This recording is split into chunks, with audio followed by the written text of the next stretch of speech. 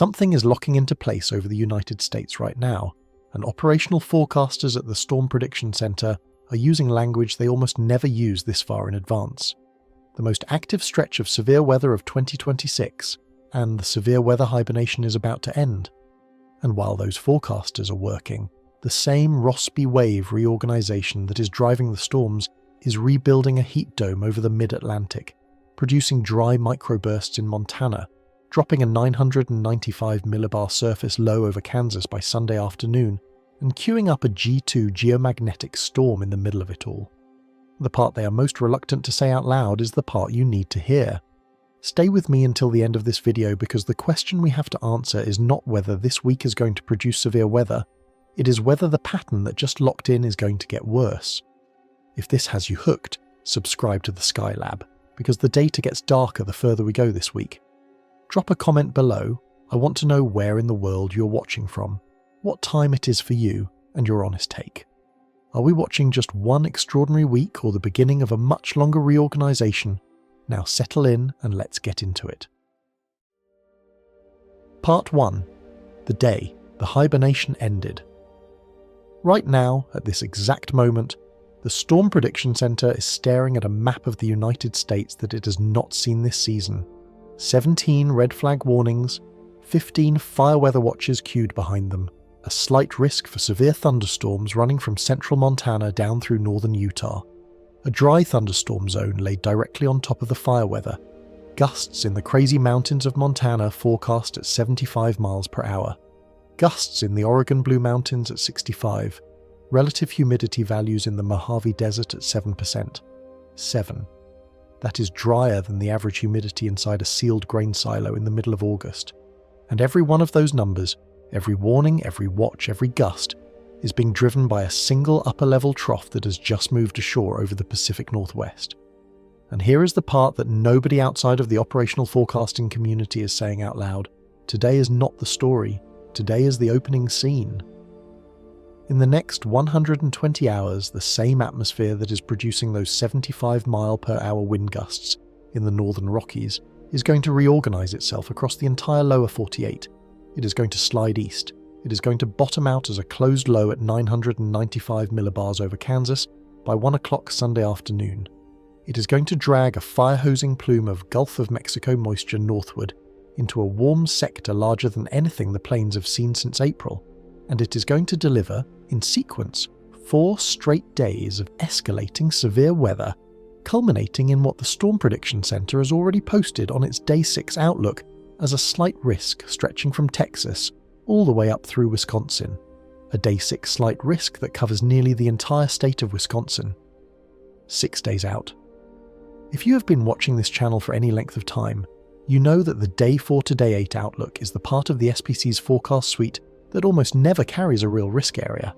It is the long-range scratch pad. It is the place where forecasters jot down where they think severe weather might be possible, knowing that more often than not the answer will be nowhere in particular. A slight risk being posted at Day 6 is the meteorological equivalent of a doctor pulling you aside in a hospital corridor 7 days before your procedure and telling you, before you have even checked in, exactly which complication is going to happen. It is the kind of forecast that should not be that specific that far out. And yet there it is, from Texas to Wisconsin, posted today. Stay with me until the end of this video, because what I'm about to walk you through is not a series of separate weather events. It is a single coherent pattern reorganization happening in real time. The fire weather today, the hail tomorrow, the supercells Friday, the outbreak Saturday, the bigger outbreak Sunday, the Monday extension into the Great Lakes. All of it is being driven by the same trough. All of it. And by the time we get to part 7 of this video, I want you to understand not just what is going to happen this week, but why it is happening, and what it is telling us about the underlying state of the atmosphere right now. Because the part that is hardest to say out loud is that this might not be a single extraordinary week. It might be the beginning of a longer phase. Let me show you what is happening today first, because today is the proof of concept. Today is the data point that tells you the rest of the forecast is real. The Storm Prediction Center this morning issued a Day 1 convective outlook that flagged 3 separate severe weather risk areas. The first is a marginal risk across the mid-Atlantic ahead of the surface cold front sweeping across Ohio. That is a relatively standard frontal severe weather setup, a narrow corridor of cape ahead of the boundary, with damaging wind and isolated hail possible as the line crosses West Virginia and western Pennsylvania later this afternoon. The second is another marginal risk over the Texas Panhandle, where a dry line is establishing itself in temperatures climbing well into the 90s, and a thin envelope of moisture is trying to develop just enough cape for 1 or 2 storms to fire late this afternoon. And the third is the one that nobody talks about when they think of severe weather. The third is the slight risk across central Montana, into eastern Idaho, into western Wyoming, into northern Utah, where the SPC is calling for damaging wind gusts in the 75 to 85 mile per hour range. In an inverted V-sounding environment, with high-based fast-moving showers and the occasional thunderstorm, in a region of the country that is so dry today that the boundary layer relative humidity is in the single digits, this is not the plains, this is the northern Rockies, and the threat is not tornadoes. The threat is what meteorologists call a dry microburst, a descending column of evaporatively cooled air that accelerates through a deep dry layer below the cloud base, hits the surface, and fans out in all directions at speeds that match the lower end of an EF1 tornado. Except this microburst is going to land in landscape, where every blade of grass is so dry it cracks if you step on it. That is the inverted V sounding. That is why the SPC's forecast is so specific. When you have a thunderstorm growing in an environment with a deep dry layer below the cloud, the precipitation that falls out of the storm evaporates on its way down. That evaporation cools the air. Cold air is denser than warm air. The cooled air accelerates downward. By the time it reaches the surface, it is moving at speeds that can knock semis sideways on the interstate, snap power lines, take down trees, and, this is the part that matters, start fires. Because the same downdraft that brings the wind also brings lightning. And the lightning is hitting fuel beds, where the soil moisture is in the bottom 10th percentile, where the operational fire calendar is 6 weeks ahead of schedule, where the National Interagency Fire Center has already declared Preparedness Level 2 roughly 20 weeks earlier than the climatological average. You have to understand how rare that combination is. Lightning igniting in conditions where there is no rain to suppress the spark. A thunderstorm that produces sound and light and wind but does not deliver enough precipitation to wet a piece of paper. The Storm Prediction Center has a specific designation for this scenario. They call it IDRT, Isolated Dry Thunderstorm. The IDRT zone on today's Day 1 fire weather outlook is overlaid directly on top of the slight risk severe weather area. It is the same air mass. It is the same trough. It is the same physical mechanism. The same convection that produces the wind gust also produces the ignition. And what is going to ignite in that fuel bed today is, if any of those storms pop, and they will, exactly the kind of fire that turned the Smokehouse Creek fire in the Texas Panhandle in February of 2024 into the largest wildfire in Texas history and the second largest in United States history. That fire grew by 500,000 acres in 12 hours. 500,000 acres, 12 hours. 60 mile per hour winds, single-digit relative humidity, no rain. The exact same configuration that is on the map this afternoon across the northern plains. Or to use a more relevant analogue, closer to home for the part of the country we're talking about, the Marshall Fire that swept across Boulder County, Colorado in December of 2021. That fire produced 110 mile per hour wind gusts. It destroyed 1,084 homes. And the fire weather conditions that day did not even meet the red flag warning threshold at the time because the red flag criteria had not been written for a winter fire of that scale. The criteria have since been revised, but the Marshall Fire is the cautionary tale. When wind and dry fuel meet, the fire grows faster than anyone in its path can move. There is a reason that the National Weather Service Bismarck office wrote, in its hazardous weather outlook this morning, the following sentence verbatim. Red flag warning today for western and much of central North Dakota, and fire weather watch for all of western and central North Dakota Thursday through Friday. That is a 3-day forecast of consecutive critical fire weather conditions, posted in the part of the year when the operational fire calendar should not even be active yet. And the office in Twin Cities, Minnesota, looking at the same data, wrote that Friday's setup is a very similar setup to what we saw on Tuesday. In other words, Tuesday already produced a critical fire weather event in Minnesota. Today is reloading the same configuration. Friday is going to reload it again. 3 days, same trough, same atmosphere, same outcome. What this tells you is that the atmosphere is locked into a configuration where the same forcing is producing the same result over and over again. That is the signature of a Rossby wave packet, a planetary scale undulation in the upper level flow that has become quasi-stationary. The pattern is not moving fast enough to disperse. The trough that is over the west today will redevelop in roughly the same position tomorrow, will reload Friday, and will reorganize Saturday for an entirely different but related purpose. Because Saturday is when the trough begins to phase with a southern stream feature and the entire setup pivots. The dry, high-based, fire-driven convection of today gives way to a Gulf-fed, moisture-rich, deep-layer environment over the central plains. The same trough that is producing dry microbursts in Montana today is the trough that is going to produce 6-inch hail in Kansas on Saturday. And it is going to do that because the physics of a deepening upper-level low is fundamentally a process of mass conservation. When the upper-level low strengthens, it has to pull air up from the surface to fill in below. That upward motion lifts the warm, moist air of the lower atmosphere. The lifted air condenses, releases latent heat, and accelerates further upward. The condensation produces thunderstorms. The vertical wind shear organizes the thunderstorms. The horizontal vorticity tilts into the vertical, and you have supercells. The mechanism is identical to what is happening today in the Northern Rockies. The difference is the moisture. Today in Montana there is no moisture. The same updraft mechanism is operating, but in an environment where the precipitation evaporates before it reaches the ground. By Saturday the moisture is going to be there. The Gulf of Mexico is going to be open, the dry line is going to be sharp, and the storms that fire along it are not going to be high-based dry microburst factories. They are going to be moisture-charged supercells with rotating updrafts and ice, in their tops the size of softballs. This is the part of the story that I want you to hold on to as we move forward. The trough is one feature. The atmosphere is one system. The fire weather today is not separate from the hail Saturday or the tornadoes Sunday. It is the same atmosphere doing different things in different places, because the moisture distribution is different and the upper-level dynamics are evolving. By the time we get to Sunday, every ingredient that is missing today will be present, and the result will be the climax of the 5-day pattern.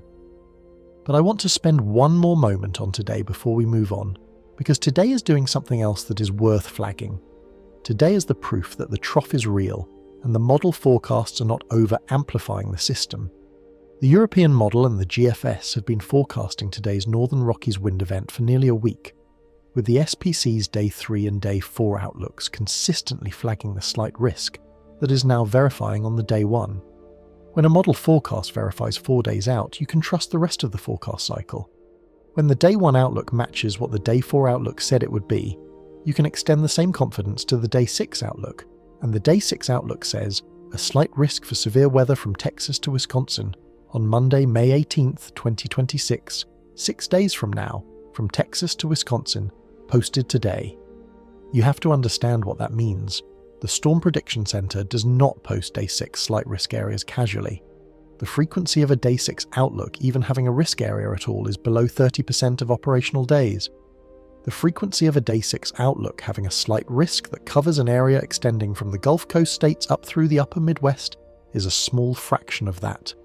When the SPC tells you 6 days in advance that an area this large is going to have a severe weather risk, what they are telling you is that they have seen this signal in the models and they are confident enough in it to put it on the map. That is the proof of concept. That is what makes the rest of this video a story and not a speculation. Across half the country, at this exact moment, 2 completely different weather threats are operating simultaneously. To the west, in Montana and Idaho and Wyoming and Utah, the dry side of the trough is producing the fire weather. To the east, ahead of the same trough, an upper-level cold front is sweeping across the Great Lakes and into the upper Ohio Valley, producing a corridor of frontal showers and a marginal risk for severe thunderstorms across portions of Pennsylvania, West Virginia, and western New York. 2 threats, 1 trough, the same atmospheric driver producing severe weather on both sides of the continent at the same time. And while all of that is happening, 653 active fire hotspots have already been detected by NASA's firmed satellite system in the last 24 hours across the lower 48. 653, before the high winds, before the dry lightning, before any of today's storms have fired. That is the baseline. That is the starting line, and the starting line is already 3 times higher than the climatological average for the second week of May. This is what the Storm Prediction Center is staring at today. This is what the National Weather Service offices in Bismarck and Twin Cities and Denver and Salt Lake City and Pendleton and Grand Junction and Missoula and Aberdeen and Billings are issuing simultaneous warnings for. This is what the ECMWF model and the GFS and the Jeffs Ensemble are agreeing on, and every single bit of it is the opening act. If you live in Montana, in Wyoming, in Idaho, in Utah, in northern Colorado, in the Dakotas, in Minnesota, make sure your gutters are clear. Make sure your vehicles are parked away from trees. Make sure your fire emergency kit is in your car and not in your garage. Today's wind event will end by midnight. Tomorrow is a different story across a different part of the country. But before we get to tomorrow, let me set up the central question this video is going to answer. I told you at the top of this video that everything happening this week is one pattern. I told you that the trough today is the same trough Sunday. I told you that the SPC has already posted a day 6 slight risk for Monday. The thing I have not told you yet is why. Why is the trough this amplified? Why is the day 6 outlook this confident? Why is the European model showing a 995 millibar surface low over Kansas in mid-May, which is a 1 standard deviation deepening below climatology? Why does the same week that produces a fire weather day in the northern Rockies and a tornado outbreak across the Central Plains also produce a G2 geomagnetic storm visible as far south as New York, and a rebuilding heat dome that is going to plant temperatures in the 90s across Kentucky and Virginia by next weekend? The answer to all of those questions is one answer. It is the same answer, and we will get to it. For now, hold this thought. The atmosphere right now is not in a stable configuration. It is undergoing a phase shift. The Rossby wave that has dominated North American weather for the last 3 weeks is reorganizing. The western ridge over the eastern trough is collapsing. The western trough over the eastern ridge is rebuilding, and when a Rossby wave phase shifts, the result is exactly what we are watching. Simultaneous, multi-hazard, continental scale weather extremes, all driven by the same underlying dynamics. The fire today, the hail tomorrow, the tornado Sunday, these are not separate stories. They are the same story, told in 5 chapters across 5 consecutive days. Chapter 1 is today. The hibernation just ended. Part 2, the hail returns to Kansas. By the time you wake up Thursday morning, the trough that produced today's fire weather in Montana will have moved east and reorganized. The dry side is behind us, the moisture side is opening up, and the first piece of the central narrative thread, the slow, deliberate escalation that ends in Sunday's outbreak, begins to materialize over the Central Plains. The storm prediction, Center's day, 2 outlook places a slight risk for severe thunderstorms across central and eastern Kansas. The bullseye is centered over Wichita, Manhattan, and Topeka.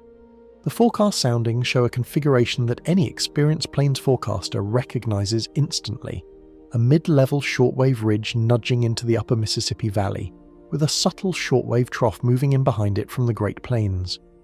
Underneath that upper-level setup, surface dew points are climbing into the 60s Fahrenheit across much of eastern Kansas. Mixed layer CAPE values are forecast in the 1,000 to 2,000 joules per kilogram range. 0 to 6 kilometer bulk shear is around 40 knots, and the 700 to 500 millibar lapse rates are near 8 degrees Celsius per kilometer.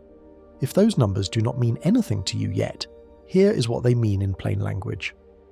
CAPE is the amount of buoyant energy available to a rising parcel of air, the storm fuel. 1,000 to 2,000 joules per kilogram is enough to produce supercell thunderstorms. Bulk shear is the difference in wind speed and direction between the surface and the middle troposphere, the ingredient that lets a storm rotate. 40 knots of shear is enough to produce rotating updrafts. Lapse rates measure how quickly temperature drops with height. Steep lapse rates mean unstable air that wants to rise rapidly. 8 degrees Celsius per kilometer in the mid-levels is steep enough to produce hail the size of golf balls. Combine all 3 of those parameters, and the result is supercells with large hail. That is what Thursday will bring to Kansas. The hail threat on Thursday is going to be the dominant story.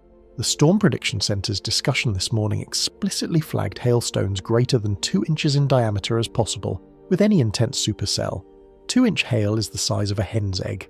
3-inch hail is the size of a baseball. Storm chasers and operational forecasters watching this setup are pointing to the discrete supercell mode, meaning storms that develop as isolated individual cells rather than as a continuous squall line. And the discrete mode is the configuration that produces the largest hail and the most violent updrafts.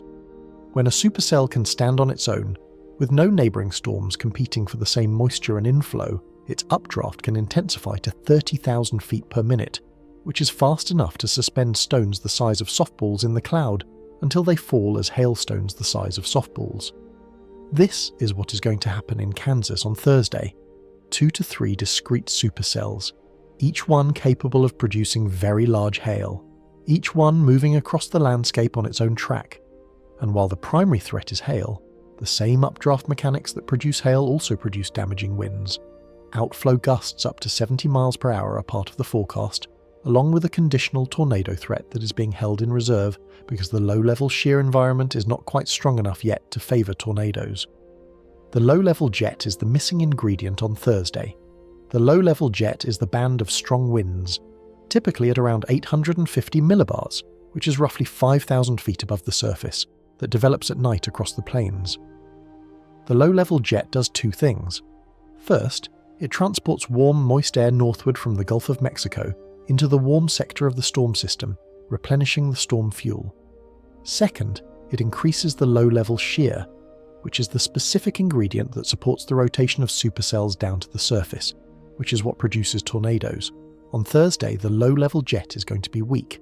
That is why the SPC is not posting a significant tornado risk for Thursday. The shear is in the wrong vertical layer. The hail will fall, the wind will gust, but the storms will not rotate tightly enough down to the surface to produce the kind of tornado activity that drives the rest of this week's narrative. Friday is when that starts to change. Friday's slight risk continues across the Central Plains, with the threat shifting slightly east. The bullseye moves to Kansas City. The marginal risk includes St. Louis, Oklahoma City, Tulsa, and Springfield, Illinois. The pattern is reloading.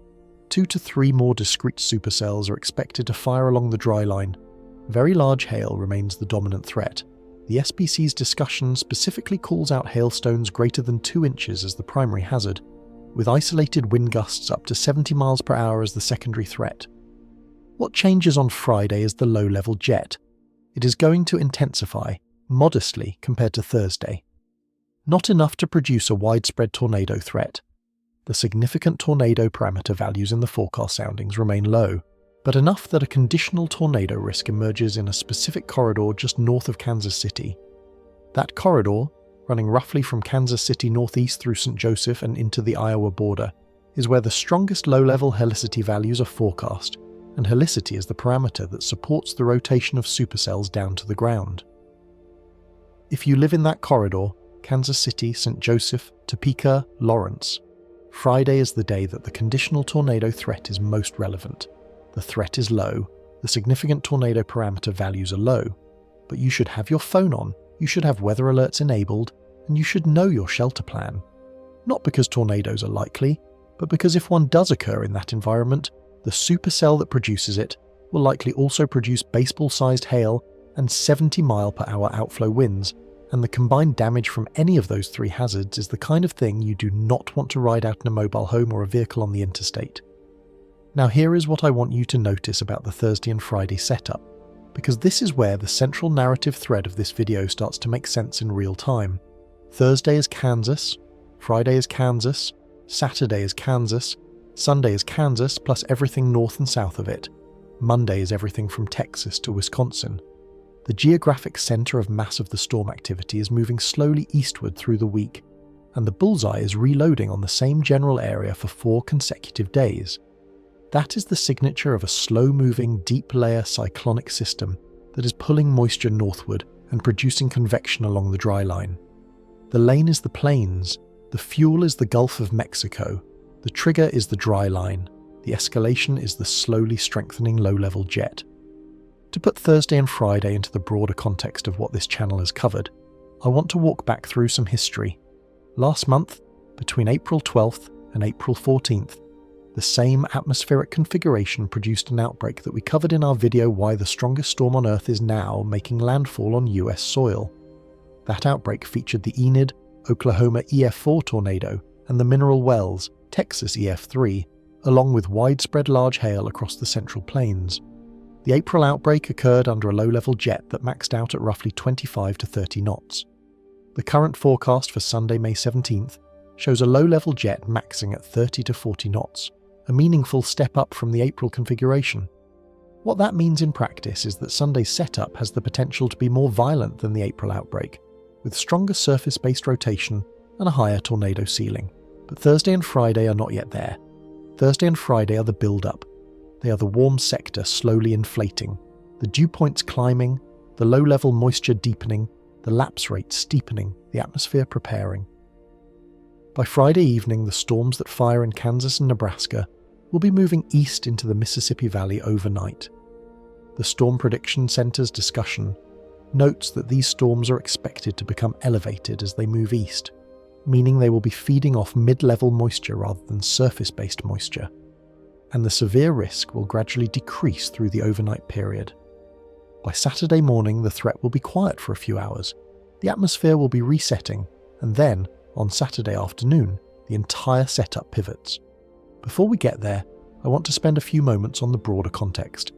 The part of this story that explains why Thursday and Friday are going to look the way they do, and why what comes next is going to look the way it does. Because if you have been following along with this channel, you know that one of the threads we have been tracking for the last few weeks is the question of where we are in the El Niño development cycle. Yesterday, I walked you through the worst spring drought in the modern instrumental record across the United States. 3 days ago, I walked you through the M5.7 solar flare from active region 4432 and the consequences for the days ahead. 2 weeks ago, we discussed the latest CFS-V2 plume showing December 2026 Niño 3.4 anomalies at plus 2.9 degrees Celsius with upper bound ensemble members exceeding plus 3 degrees.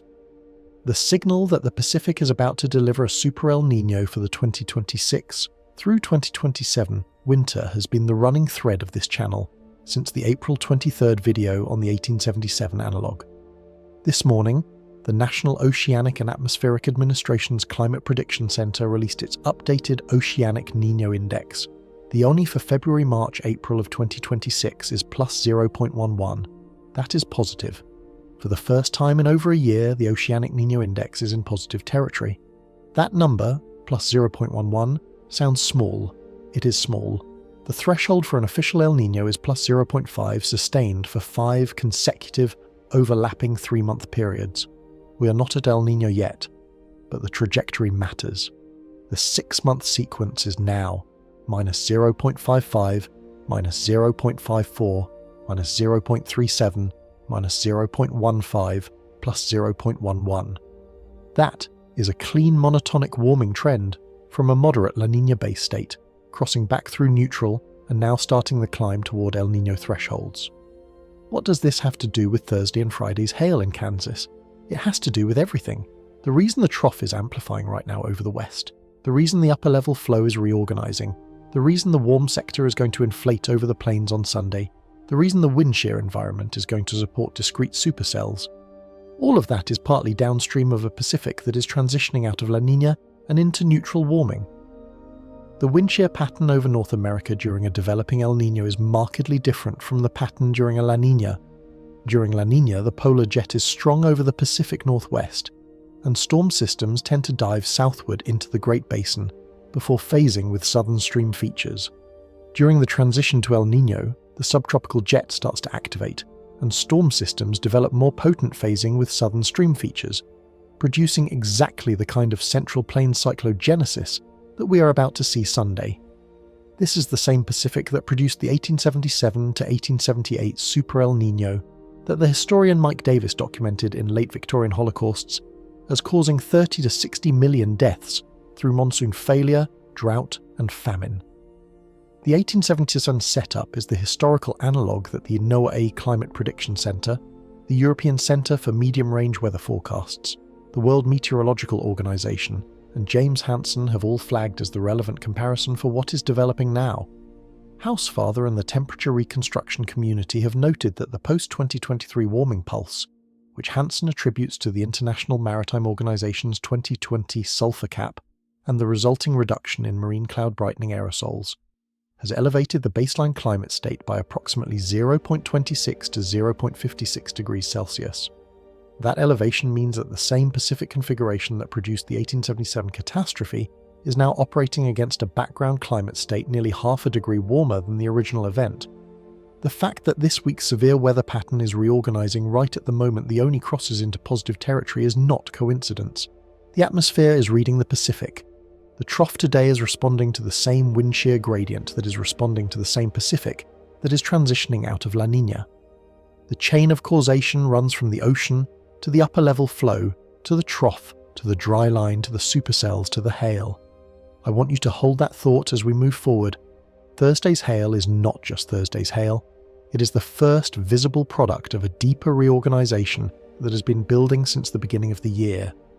The drought we covered yesterday, the heat dome we covered Friday, the bicoastal heat dome from last week, the typhoon from last month. They are all the same atmosphere reading the same ocean and producing different outputs depending on the geography. This week, the geography is the Central Plains. So as we move from part 2 into part 3, here is the central thread I want you to carry forward. The atmosphere is reorganizing on a timescale that operational meteorologists can measure in days, but the underlying driver is operating on a timescale that climatologists measure in months. The Sunday outbreak is going to happen because the Pacific has spent the last 6 months warming. The Pacific has spent the last 6 months warming because the post-La Niña recovery is underway. The post-La Niña recovery is underway because the multi-decadal climate state has shifted into a configuration that supports more rapid ENSO transitions, and the multi-decadal climate state has shifted because, well, that is the longer story. The story this channel has been telling for the last 20 videos. Thursday and Friday are the proof that the reorganization is real. They are the days when the atmosphere shows you its hand. 2 days of Kansas hail, 2 days of supercells, 2 days of warming dew points and steepening lapse rates and slowly strengthening low-level jet. And then on Saturday afternoon, the pattern fully consolidates. The dry line becomes a continental scale feature. The warm sector inflates from the Gulf Coast to the Canadian border, and the atmosphere stops building and starts producing. By Saturday afternoon, the trough that began over the Pacific Northwest this morning has migrated east. The closed low has reorganized over the Rockies. The Gulf moisture plume has reached its maximum northward extent. The dry line is sharp. The dew points are in the upper 60s to low 70s. Cape values are climbing toward 3,000 joules per kilogram. The low-level jet has strengthened into the 20 to 30 knot range, and the Storm Prediction Center's Day 3 outlook, which is the Saturday outlook from today's perspective, is going to be upgraded. It is currently a slight risk. It will probably go enhanced. There is a meaningful probability it will go moderate by the time we get to Saturday morning. The bullseye is going to be Oklahoma and Kansas, with the risk extending as far north as Nebraska and as far east as Missouri. The window for the most intense storms is going to be from approximately 4 in the afternoon through 10 in the evening local time. The mode is going to be discrete supercells along the dry line. The hail threat is going to be very large, the kind that craters windshields and dents car hoods. The wind threat is going to be widespread damaging, and the tornado threat, the conditional tornado threat that Thursday and Friday do not have, is going to be on the table for the first time this week. Because by Saturday, the low-level jet is going to be strong enough. The shear environment is going to be tilted towards surface-based rotation. The discrete supercell mode that the European model is forecasting is going to mean that any storm that fires will have the moisture, the shear, and the lift to put down a tornado. Sunday is going to be worse. Monday is going to be the biggest day on the SPC's outlook this week. And before we get there, I want to walk you through the Saturday setup in detail because Saturday is the day that the pattern crosses from build-up into outbreak. Thursday and Friday are the warning shots. Saturday is the first volley. Sunday is the climax. Monday is the encore. Let me show you why. Part 3. Saturday, the first volley. Saturday is when the build-up ends and the outbreak begins. The pattern has spent 5 days reorganizing. The trough has migrated from the Pacific Northwest to the Rockies. The Gulf has opened. The dry line has sharpened. The warm sector has inflated. And the same atmosphere that produced today's wind gusts in the crazy mountains is going to produce, by Saturday evening, the first real severe weather outbreak of May 2026. Here is what the European deterministic model is showing for Saturday afternoon, May 16th, 2026. A new closed low is developing over the Rockies.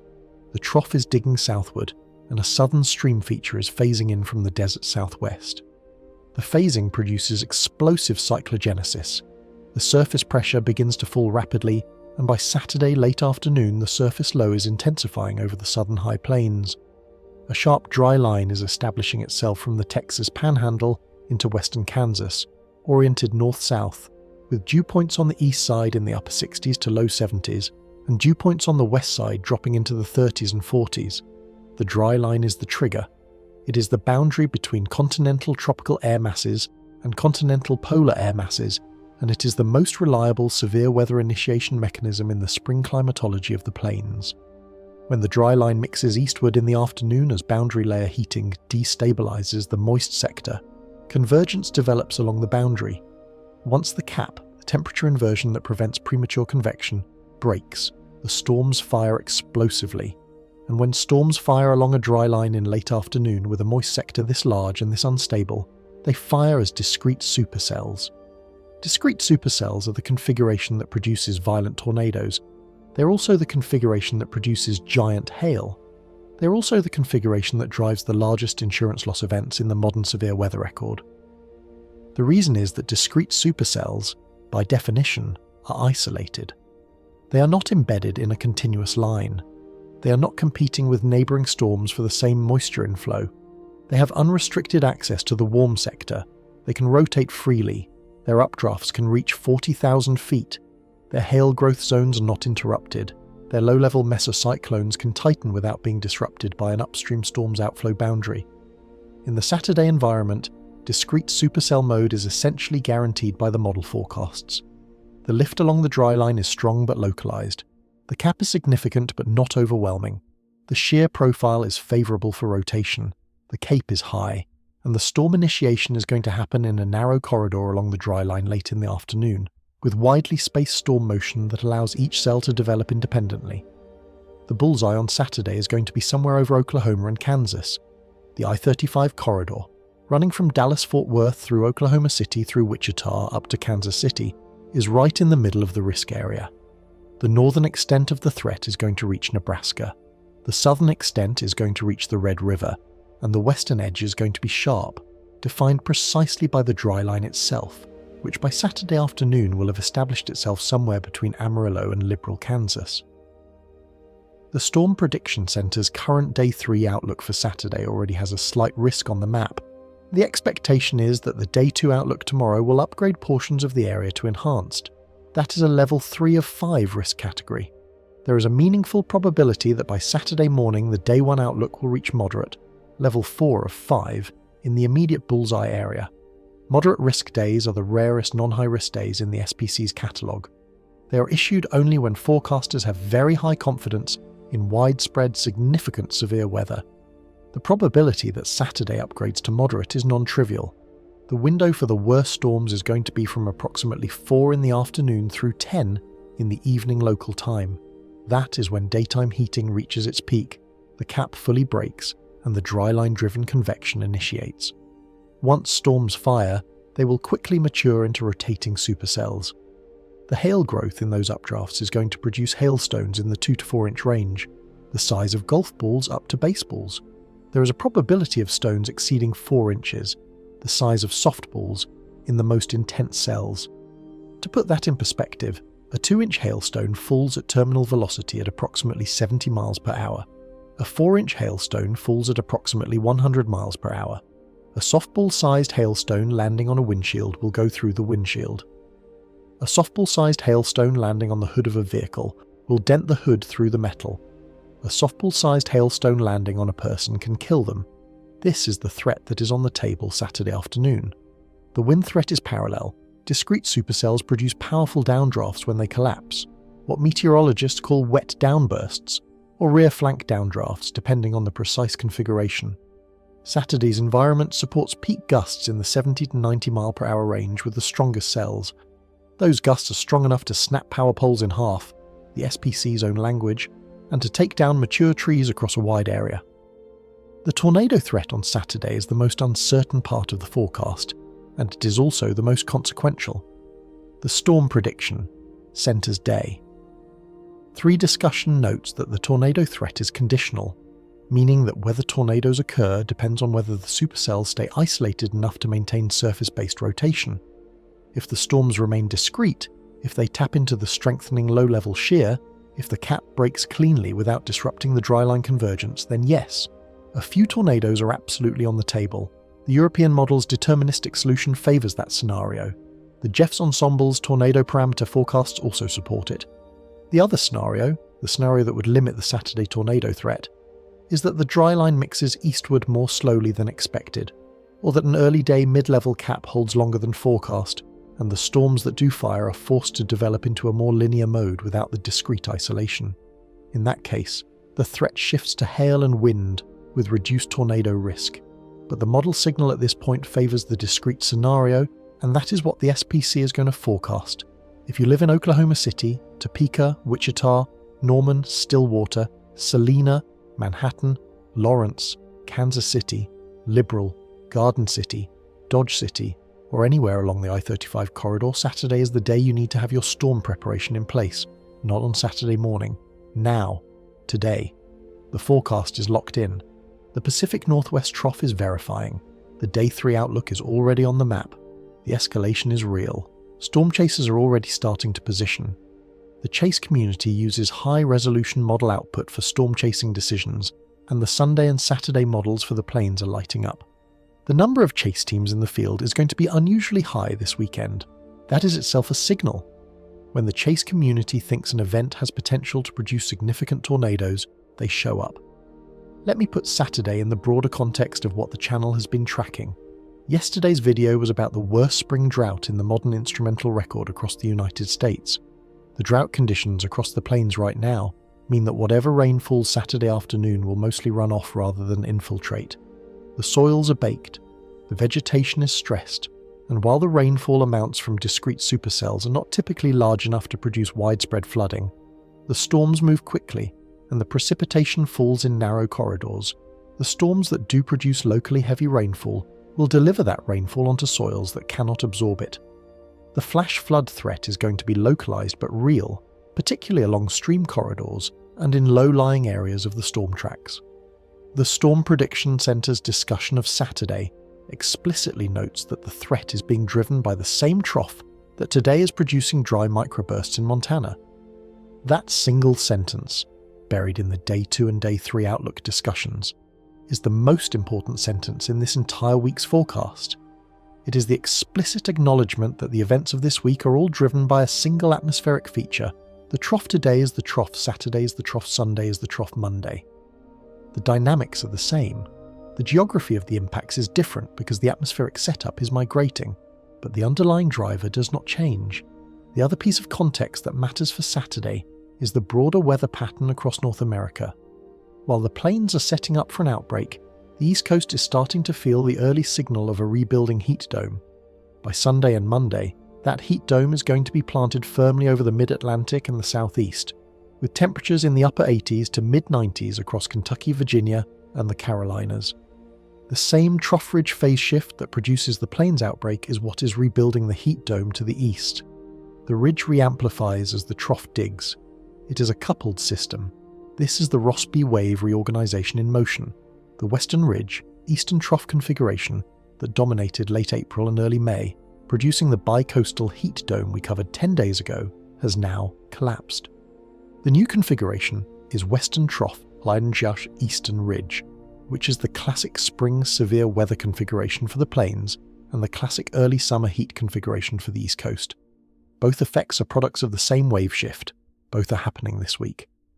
And this is the part that has me genuinely paying attention. The Rossby wave reorganization is not just a single shift. It is the kind of shift that, once it locks in, tends to stay locked in for a while. The Han et al. 2021 paper in Water Resources Research on low-phase speed Rossby wave packets demonstrated that quasi-stationary planetary waves can persist for 1 to 3 weeks before phase shifting again. The western ridge that just collapsed was a low-phase speed packet. The new western trough configuration is probably also a low-phase speed packet, which means the severe weather lane that opens this weekend may not close after Monday. It may stay open. The European model's extended ensemble forecasts show additional severe weather risk through the end of May. The Storm Prediction Centre's experimental Day 8 outlook, which is rarely used, has been hinting at continued elevated risk across the plains through the next 2 weeks. The forecasters who are calling this week's setup the most active stretch of severe weather of 2026 are doing so partly because they believe the configuration is going to persist beyond this week. This is the longer arc. Saturday is one outbreak, the week is a sequence of outbreaks, and the week may be the opening chapter of a longer phase. Saturday afternoon is going to be visceral. By 6 in the evening, supercells will be on the ground from the Texas Panhandle north into western Kansas. By 7, the strongest storms will be producing hail in the 4-inch range, and the first tornado warnings will be issued. By 8, the storm chase teams will be tracking individual cells across the plains, and the local National Weather Service offices in Norman, Wichita, Topeka, Dodge City and Amarillo will be coordinating warnings in real time. By 9, the first verified tornadoes will be reported. By 10, the discrete supercell phase will start to merge into a more linear mode as the storms move east into the Mississippi Valley overnight. The inflow into the storms decreases with the loss of daytime heating, and the threat begins to evolve. That evolution, from discrete supercell mode in the afternoon to a linear or mixed mode squall line overnight, is the natural progression of these systems. The tornado threat peaks during the discrete phase, the wind threat persists through the linear phase, and the hail threat decreases as the storms move into a more sheared environment with shorter individual cell lifetimes. By Sunday morning, the Saturday system will have raced east into the lower Missouri Valley, and the threat will be moving toward Arkansas, the Ozarks, and the lower Mississippi Valley. But here is the key. By Sunday morning, the underlying trough is not done. The trough is still over the central United States. The Gulf is still open. The dry line is going to reform. The warm sector is going to inflate again, this time even larger, and on Sunday the cyclogenesis is going to be more aggressive than it was on Saturday. The European model has the surface low pressure system on Sunday at 995 millibars by 1 o'clock local time, centered over Kansas. That 995 millibar number is critical.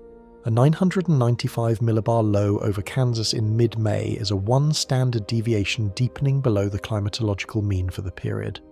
It is not unprecedented, but it is the kind of deepening that history associates with significant tornado outbreaks. To put 995 millibars into perspective, the May 4th, 2007 Greensburg, Kansas EF5 tornado occurred under a surface low that deepened to 992 millibars.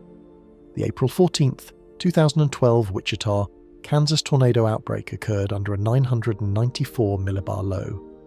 The forecast 995 millibar low for Sunday, May 17th, 2026, is in the same range as those historical outbreak progenitors. I'm not telling you that Sunday is going to produce an EF5 tornado. I'm telling you that the surface configuration that the European model is forecasting is in the same statistical range as the historical plains outbreak progenitors. That is what the Storm Prediction Center is looking at when they say Sunday is potentially the most active severe weather day of May 2026.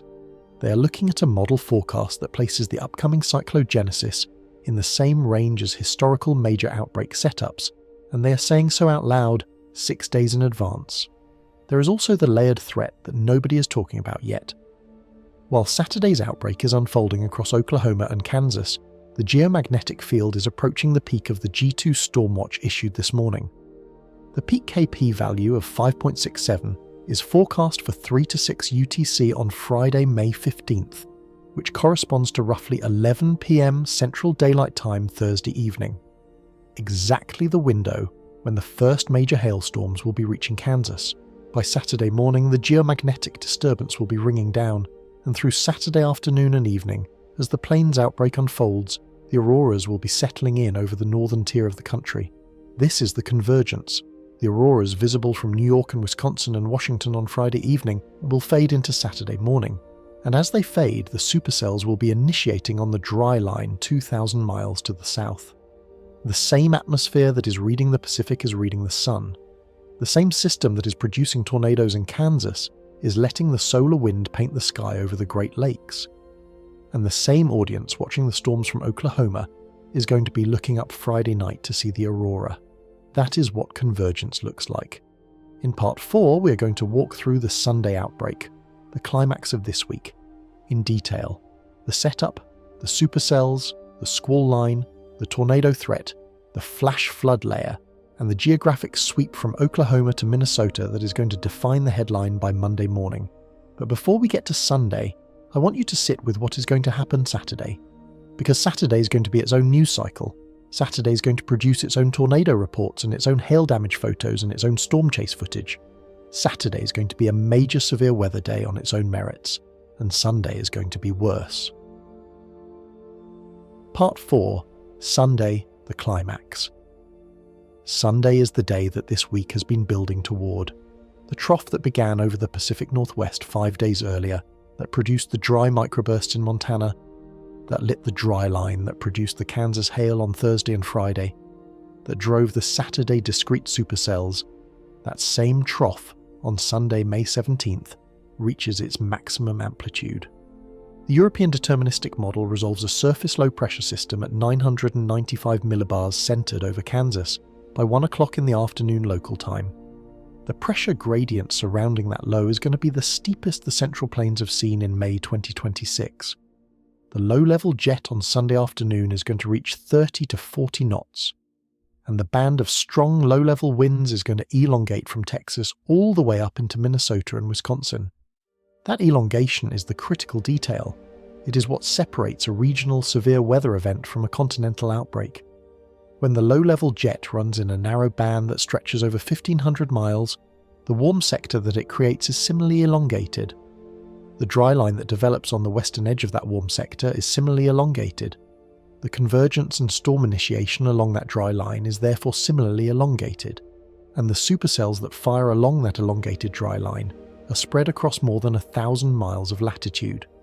The result is an outbreak that produces severe weather not in one state, but in 7 or 8 states simultaneously. This is what the European model is forecasting, from Oklahoma and Texas in the south, up through Kansas, Missouri, Nebraska, Iowa, Illinois, Wisconsin, Minnesota. Discrete supercells, Sunday afternoon along the dry line. The discrete cells transitioning by Sunday evening into a fast-moving squall line. The squall line cranking up destructive straight-line winds exceeding 75 miles per hour as it moves east. The line affecting Des Moines, Cedar Rapids, and Omaha by late evening, and a layered flash flood threat from trailing downpours, dumping multiple inches of rain on the same areas in short windows. Let me walk you through Sunday hour by hour, because the timing of this outbreak matters as much as the geography. Sunday morning is going to be deceptively quiet across the Central Plains. The atmosphere will be loading, the dew points will be climbing, the low-level jet will be ramping up. Surface dew points in Oklahoma and Kansas will be in the high 60s to low 70s. Cape values will be building toward 4,000 joules per kilogram. The surface low-pressure system over western Kansas will be deepening. Outside, it will feel hot and oppressive, the kind of midday weather that makes you want to stay indoors. By mid-afternoon, say 2 to 3 in the afternoon local time, the warm sector will be primed. Around 3 to 4 in the afternoon, the cap will start to break along the dry line. The first cumulus clouds will go up. The first towering cumulus will develop. By 4:30, the first supercell will fire. By 5, there will be 3 or 4 supercells on the radar across the central and southern plains. By 6, the storms will be mature. The hail will be falling. The first tornado warnings will be issued. The storm chase teams will have positioned overnight and will be intercepting cells in real time. And the National Weather Service offices across the region will be in coordination mode, issuing warnings as supercells track across counties. The bullseye for the most violent storms on Sunday afternoon is going to be from central Oklahoma north into central Kansas and possibly extending into southern Nebraska. The reason this is the bullseye is that the intersection of the strongest low-level shear, the steepest mid-level lapse rates, the deepest moisture, and the strongest forcing along the dry line all converge in roughly that area. The Storm Prediction Center's Day 3 and Day 4 outlooks are going to be highlighting that area specifically. By Sunday morning, the Day 1 outlook will probably show an enhanced risk in that bullseye, with a moderate risk possible depending on how the morning trends look. The tornado threat on Sunday is going to be the headline, the significant tornado parameter, a composite index that combines cape, shear, and helicity to estimate the potential for tornadoes of EF2 or greater intensity, is going to be elevated across the bullseye. The European model is showing significant tornado parameter values in the 4 to 6 range across central Oklahoma and southern Kansas, Sunday afternoon. Those values are the kind of numbers that historically correlate with significant tornado days. The discrete supercell mode is going to be critical. When discrete supercells form in an environment with high cape, strong low-level shear, and steep lapse rates, the resulting tornadoes can be violent, EF3 or higher. The April 23rd outbreak that produced the Enid EF4 occurred under similar parameters, but with a weaker low-level jet than what is forecast for Sunday. The combination of factors on Sunday is more favourable for violent tornadoes than the April outbreak. That does not guarantee a violent tornado. Tornadoes are stochastic. Even in highly favourable environments, individual storms may or may not produce one. But the environment supports the possibility. I want to walk you through what an EF3 plus tornado actually means, because the audience needs to understand the scale of what is on the table. EF3 tornadoes have wind speeds of 136 to 165 miles per hour. They destroy well-constructed houses, tear off roofs, lift cars off the ground, debark trees, and produce damage paths that can be hundreds of yards wide. EF4 tornadoes have wind speeds of 166 to 200 miles per hour. They destroy houses, throw vehicles long distances, and produce damage paths that can be a mile wide. EF5 tornadoes have wind speeds over 200 miles per hour. They produce damage that is essentially incomprehensible. They sweep houses off their foundations, throw cars hundreds of yards, and produce damage paths that can be miles wide. The Greensburg EF5 in 2007 destroyed nearly the entire town of Greensburg, Kansas. The Joplin EF5 in 2011 killed 158 people and produced over $3 billion in damage. The Moore EF5 in 2013 produced one of the most photographed tornado damage paths in recent memory. The Sunday environment is not going to produce an EF5 with certainty. Most major plains outbreaks do not produce EF5 tornadoes. But the environment is in the range where EF3 and EF4 tornadoes have historically occurred, and the geographic footprint of the outbreak is large enough that the probability of at least one EF3 or higher tornado developing somewhere in the bullseye Sunday afternoon is meaningful. The Storm Prediction Center's experimental tornado outlook is going to be tracking that probability in real time. If you live in central Oklahoma, central or southern Kansas, southern Nebraska, the Texas Panhandle, or anywhere along the I-35 or I-40 corridor in those states, Sunday is the day you need to have your shelter plan in place. Saturday night, before you go to bed, make sure you have water bottles, a flashlight, a charged phone, and a battery-powered NOAA weather radio in your shelter location. Make sure your vehicle has gas. Make sure you know where the nearest hospital is. Make sure your insurance information is in a portable form. Make sure children, elderly family members, and pets are accounted for. Sunday is going to be the day the regional emergency management officials are going to be in active monitoring mode all afternoon. By Sunday evening, the discrete supercell phase will start to merge. As the warm sector starts to cool with the loss of daytime heating, individual supercells will lose their isolated character. They will start to merge into a fast-moving squall line. The squall line will accelerate east at 50 to 60 miles per hour, and the threat will transition from tornadoes to widespread destructive straight-line winds. That transition is the second act of Sunday. The squall line that develops Sunday evening is going to track east into Iowa, Missouri, and Illinois overnight. The wind threat will exceed 75 miles per hour in widespread fashion. Des Moines, Cedar Rapids, Omaha, Davenport, Quad Cities, and possibly extending east toward Peoria and Chicago overnight. By the time the squall line reaches the Mississippi River early Monday morning, it will have produced widespread wind damage across a corridor several hundred miles wide. The flash flood threat layered on top of all of this is also a real concern. Training downpours, meaning storms that move repeatedly over the same areas, can deliver 3 to 5 inches of rain in 2 to 3 hours. That much rain on the soils we discussed earlier, which are currently in the worst spring drought of the modern instrumental record, will run off rapidly. Flash flooding will be a real concern in stream corridors and in urban areas with limited drainage capacity. Local emergency officials are going to be coordinating flash flood warnings throughout Sunday evening and overnight Monday. Now I want to step back and put Sunday into the climate context. because there is a part of this story that is harder to discuss, but that this audience deserves to hear. The setup that is producing Sunday's outbreak is, on its surface, a textbook plain spring severe weather configuration.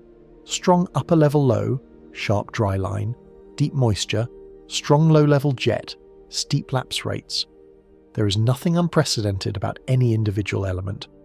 What is unusual is the combination of all of those elements, operating against the backdrop of the climate state we are currently in.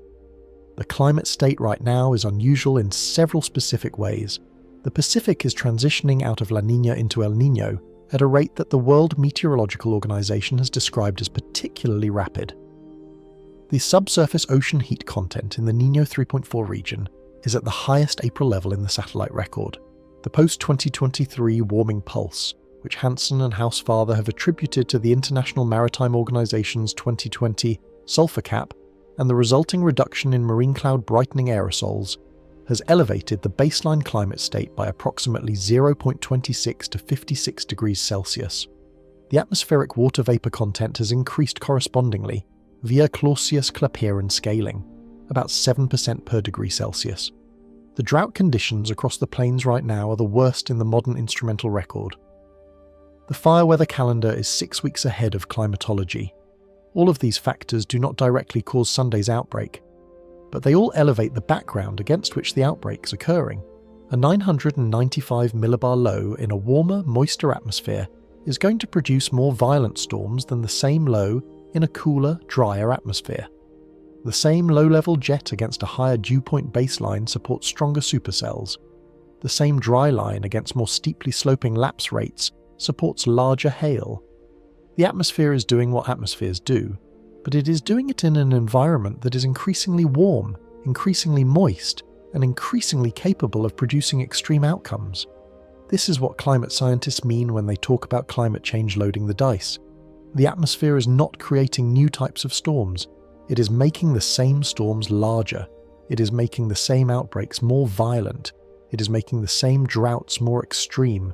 It is making the same heat waves hotter. And it is doing all of this simultaneously, in a single week, in a single hemisphere, in a single coherent reorganization. The Williams 2022 Nature Climate Change Megadrought paper, which we covered in detail in yesterday's video, used the 1200-year tree ring network from the National Science Foundation's Cooperative Institute for Research in Environmental Sciences to demonstrate that the 2001 through 2021 period was the driest 22-year stretch across the American Southwest in 800 years. 42% of that soil moisture deficit was attributed to anthropogenic climate forcing. The CU Boulder 2025 updated attribution study extended that signal forward. The drought we discussed yesterday is part of the same long arc, and the same atmospheric configuration that is producing the drought is the configuration that supports the plains outbreak on Sunday. The western trough that is digging this week is the broader manifestation of the Rossby wave reorganization that is also producing the megadrought signal. The two phenomena are related. The trough is the periodic pulse of extreme weather embedded within a longer-term drought signal. The drought is the chronic state. The trough is the acute event. Both are being elevated by the same warming background. This is the harder version of the story. The Sunday outbreak is not just severe weather. It is severe weather happening in a climate state that has been warming for decades, and the warming is making the weather more violent, more frequent, and more compound.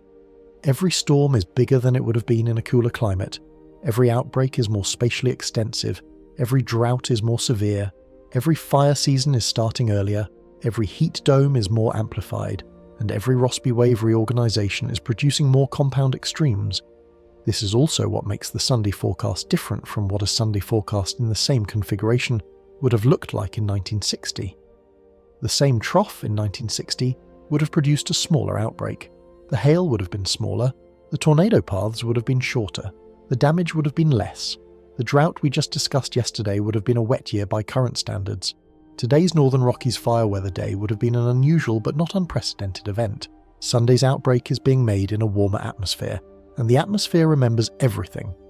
By Sunday night, the squall line will be racing east toward the Mississippi River. The tornado threat will be winding down. The wind threat will persist. The flash flood threat will be at its peak. and the Storm Prediction Center will be turning its attention to Monday, because Monday is when the system extends into the Midwest and the Great Lakes, and the outbreak that began over Oklahoma on Sunday afternoon completes its eastward sweep across the entire central United States.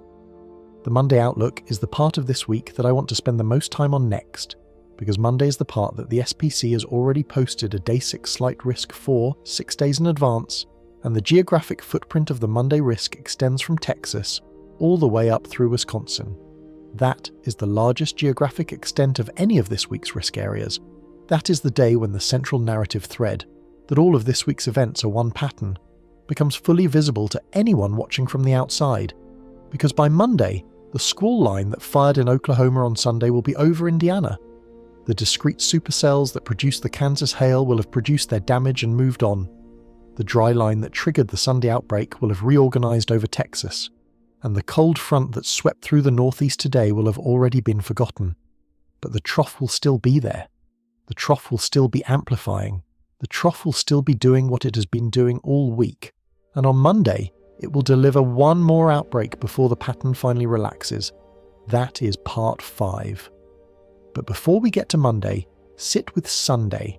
Sit with what it represents. Sit with the fact that the same atmosphere that produced today's dry microburst in Montana is the atmosphere that is going to produce Sunday's tornado outbreak in Oklahoma. The trough is the same. The driver is the same. The week is one week. The atmosphere is one system, and it is reorganizing in front of us in real time. Part 5. Monday. The encore from Texas to Wisconsin. By Monday morning, the squall line that fired in Oklahoma on Sunday afternoon will be over central Indiana. The discrete supercells will be long gone. The hail damage in Kansas and Oklahoma will be the headline of every regional newspaper. The first aerial damage surveys will be flying. The local National Weather Service offices will be in their post-event mode, sending damage assessment teams to confirm tornado paths and assign EF ratings. The storm chasers will be packing up gear, transferring footage from their cameras, and trading stories about what they saw on Sunday afternoon. And while all of that is happening, the trough, the same trough that has driven every event of this week, is not done. The Storm Prediction Center's current Day 6 outlook, the one I have been telling you about since part 1 of this video, places a slight risk for severe weather on Monday, May 18th, 2026. The geographic extent of the Day 6 risk area stretches from Texas through Oklahoma and Kansas, north through Missouri and Iowa, into Illinois, and across nearly the entire state of Wisconsin, including major metropolitan areas like Dallas, Oklahoma City, Kansas City, St. Louis, Des Moines, Minneapolis, Milwaukee, and Chicago at the eastern fringe. The Day 6 outlook does not normally cover an area this large. The fact that the SPC has posted it this far in advance is the central anomaly of this week's forecast cycle. Why is Monday going to be so significant? The reason is that the same low-pressure system that produces the Sunday outbreak does not weaken overnight. It strengthens. The European model has the surface low intensifying through Monday morning as the trough phasing completes. The upper-level dynamics actually become more favourable for severe weather on Monday than they were on Sunday, because the cold front that supports the convection has finally caught up with the warm sector to create a more aggressive convergence zone. The dry line reforms over Oklahoma and Texas. The Gulf moisture plume re-energizes, and the warm sector inflates again, this time even larger than Sunday's warm sector, extending farther north and farther east. The forecast model output for Monday afternoon is showing a configuration that the SPC describes as intense low-pressure system producing widespread severe weather from Wisconsin back into Oklahoma and Texas, widespread damaging wind potential, very large hail, and a strong tornado threat, language that the SPC reserves for high-confidence significant outbreak forecasts. The bullseye for Monday is going to be different from Sunday's bullseye. Sunday is centered on Oklahoma and southern Kansas. Monday is centered farther north, somewhere from Minneapolis through Kansas City, with a secondary corridor running from Dallas-Fort Worth through Oklahoma City. The reason the bullseye shifts north is that the low-pressure system itself is shifting north and east. The closed low that bottoms out at 995 millibars over Kansas on Sunday afternoon will, by Monday morning, have migrated to a position over central Missouri or southern Iowa. The warm sector ahead of it will have correspondingly expanded northward. The Minneapolis area on Monday is particularly notable. Minneapolis and the surrounding Twin Cities metro region is going to be in the warm sector for the first time this week. The dew points are going to be in the upper 60s to low 70s, values that are uncommon in Minnesota in mid-May. The Cape values are going to support deep moist convection. The shear environment is going to favour supercells, and the geographic positioning relative to the surface low is going to be in the classic warm sector left mover position, which is where the most violent tornadoes historically develop. If you live in the Twin Cities metro, in Eau Claire, in Madison, in Milwaukee, in Rockford, in Chicago, in Cedar Rapids, in Iowa City, Monday is the day that the outbreak reaches you. The Storm Prediction Center is going to be issuing watches and warnings throughout Monday afternoon and evening for an area that historically has not seen this kind of severe weather frequency. The eastern fringe of the Monday risk area extends into Wisconsin and into the western portions of Illinois and Indiana. Nearly the entire state of Wisconsin is in the slight risk zone. That is unusual. Wisconsin's severe weather climatology is more weighted toward late spring and early summer storms, with peak tornado season in June. A mid-May severe weather outbreak that includes nearly the entire state of Wisconsin is rare. The historical analogue that operational forecasters are most often citing is the May 23, 2011 outbreak, which produced multiple violent tornadoes across northern Iowa and southern Wisconsin under similar synoptic conditions. Monday is also the day when the heat dome to the east finally locks in. The same trough ridge phase shift that produces Monday's outbreak is what plants the high-amplitude ridge over the Mississippi Valley, the Mid-Atlantic, and the East Coast. By Monday, that ridge is going to be fully established, and the air temperatures across Kentucky, Virginia, and the Carolinas are going to be in the upper 80s to low 90s. By Tuesday and Wednesday, the temperatures across the southeast are going to be in the mid-90s. The Coca-Cola 600 in Concord, North Carolina, on Sunday, May 24th, which is happening in the middle of this heat dome, is going to be a brutal heat event. Race day temperatures are forecast to be in the mid-90s. Heat illness will be a real concern for spectators in the grandstands. This is the convergence I have been telling you about throughout this video.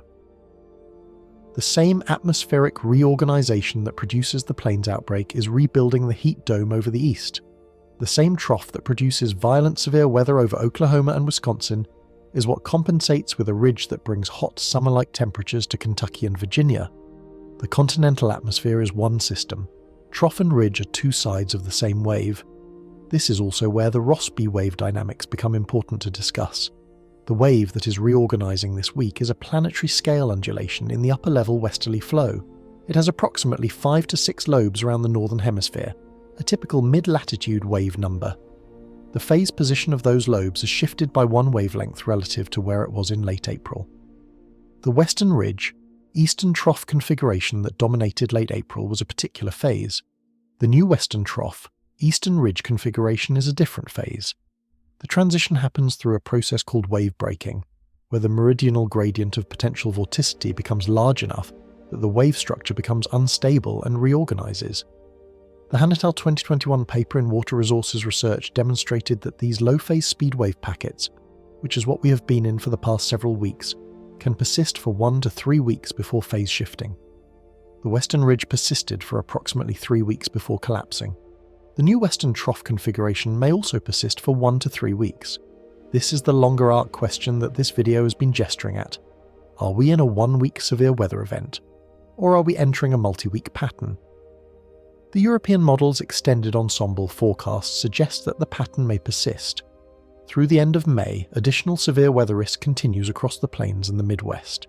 The next 2 weeks may feature several more severe weather days as the same trough cycles back through similar configurations. This is what makes the Day 6 slight risk so significant. The SPC is not just forecasting a single outbreak on Monday. They are signalling that the underlying atmospheric pattern that produces severe weather is going to remain in place for an extended period.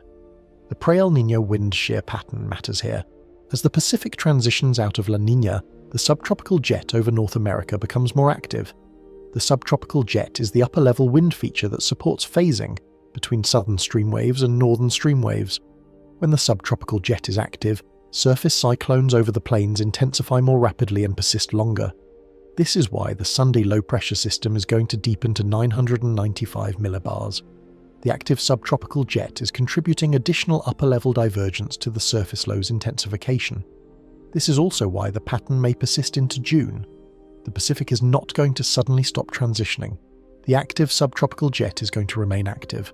Let me put Monday into the broader context of the plains' severe weather climatology. The historical average for the date, May 18th in the plains, is a marginal risk to slight risk, with isolated severe weather possible across portions of Kansas, Oklahoma, and Nebraska. The frequency of a major outbreak day in the plains during the third week of May is approximately 15 to 20%. The frequency of an outbreak that covers an area as large as Texas to Wisconsin is meaningfully lower than that. The frequency of such an outbreak occurring on the same day as a fire weather event in the northern plains and a heat dome rebuilding over the east coast is essentially the entire reason this video exists. The combination is uncommon enough that it warrants a 2-hour deep dive. By Monday evening, the squall line that began over Oklahoma on Sunday will have raced east. The Wisconsin warm sector will have produced its supercells. The Minnesota tornado threat will have peaked, and the plains outbreak that began on Saturday afternoon will be entering its concluding phase. Tuesday and Wednesday will see the system winding down, with isolated severe weather continuing across the Mississippi Valley and the Ohio Valley, but with reduced organization. The shear environment that supported the discrete supercell mode will have decreased as the upper-level trough exits to the northeast and east. But here is the thing about Monday that I want you to hold on to.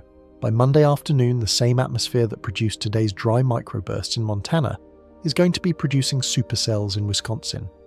That is the geographic and temporal scope of what a single Rossby wave reorganization can do. From Montana to Wisconsin, from Wednesday to Monday, from dry microbursts to violent tornadoes, from critical fire weather to widespread severe weather outbreaks, from single-digit relative humidity to 70-degree dew points, the same trough, the same system, the same week. This is the central thread that I have been trying to pull through this entire video. The events of this week are not separate. They are one. The fire weather today, the hail tomorrow, the Saturday outbreak, the Sunday climax, the Monday extension. They're all driven by a single atmospheric feature reorganizing itself across 5 days. The audience has spent the last 55 minutes following this thread with me. By the end of the video, I want you to be able to look at the next week's weather reports and recognize the connections in real time.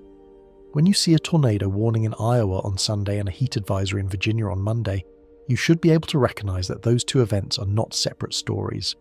They are the same story. There is one more layer to this week's pattern that I have not fully unpacked yet, and that is the space weather convergence. The G2 Geomagnetic storm watch issued by NOAA's Space Weather Prediction Center this morning is going to peak overnight Thursday into Friday, right in the middle of this week's events. Friday night, while the Central Plains is gearing up for Saturday's outbreak, the auroras are going to be visible from as far south as New York to Wisconsin to Washington state. That convergence, terrestrial weather and space weather, peaking in overlapping windows, both driven by independent but simultaneous mechanisms, is the kind of compound event that defines this channel's coverage. We're going to spend part 6 unpacking that space weather thread in detail. But before we move to part 6, sit with the trough, sit with the reorganization, sit with the fact that you are watching a Rossby wave phase shift in real time. The atmosphere does this all the time, every spring, every fall, sometimes multiple times in a season. But not every Rossby wave phase shift produces a multi-day outbreak across half of the continental United States. Not every reorganization aligns this neatly with a Pacific transition out of La Niña, a coronal hole high-speed stream arrival at Earth, and a heat dome rebuilding over the East Coast. This particular reorganization has all of those features simultaneously. That is what makes it the story of the week. That is what makes it worth 2 hours of deep dive coverage. That is what makes this video the most important briefing you're going to see this week. The Sunday and Monday outbreaks are the visible events. They are what will be on the news. They are what will produce the damage reports and the tornado footage and the local weather coverage. But the underlying story is the reorganization, the trough, the wave shift, the Pacific, the atmosphere reading the ocean and the sun simultaneously. That is the part of the story that operational meteorologists are seeing in real time and that the audience needs to understand. Because the next time this pattern occurs, and it will occur again probably within the next few months, the audience that has watched this video will recognize the signal earlier. They will see the day 6 slight risk and they will understand what it means. They will see the trough digging over the west and they will recognize what is coming. They will see the dew points climbing in Oklahoma and they will know that the dry line is loading. This is what this channel exists to do, to help the audience read the atmosphere, to translate the operational forecast language into the kind of pattern recognition that lets you understand not just what is going to happen, but why. The events of this week are real, the forecasts are real, the trough is real, the Pacific is real, and the audience is going to be able to recognize the next pattern when it comes because of what you just spent the last hour learning. Part 6 is where we shift gears and look at the space weather convergence, the G2 storm, the coronal hole, the aurora line, the May 10th flare, the active regions on the disk, the complete picture of what the sun is doing this week while the atmosphere is doing what we just discussed. Because while the plains outbreak is unfolding, the magnetosphere is also reorganizing, and the audience needs to understand both threads to fully understand the week. Part 6, the G2 storm in the middle of the outbreak. While the plains is loading for the Sunday outbreak, the magnetosphere is doing something else entirely. At 9:07 UTC this morning, May 13th, 2026, NOAA's Space Weather Prediction Center issued Watch A30F. The watch is for a G2 geomagnetic storm forecast to peak on May 15th, 2026. The predicted KP index value at peak is 5.67, occurring between 3 and 6 UTC on May 15th. The driver is a negative polarity coronal hole high-speed stream coronal interaction region. And the aurora line forecast in the watch text reads, and I'm quoting directly from the official SWPC bulletin, aurora may be seen as low as New York to Wisconsin to Washington state. That aurora line matters. It overlaps the same Great Lakes corridor that, by Monday, is going to be sitting under a slight risk for severe weather. The same geography is going to be on Aurora Watch Friday night and Tornado Watch Monday afternoon. The audience watching the aurora from Wisconsin on Friday night is the same audience that is going to be sheltering from supercells on Sunday and Monday. That is the convergence. The same week, the same geography, different mechanisms. Let me unpack the space weather setup because it matters that you understand the difference between this G2 storm and the more famous storms we have covered before. The May 15th storm is not driven by a coronal mass ejection. It is driven by a coronal hole.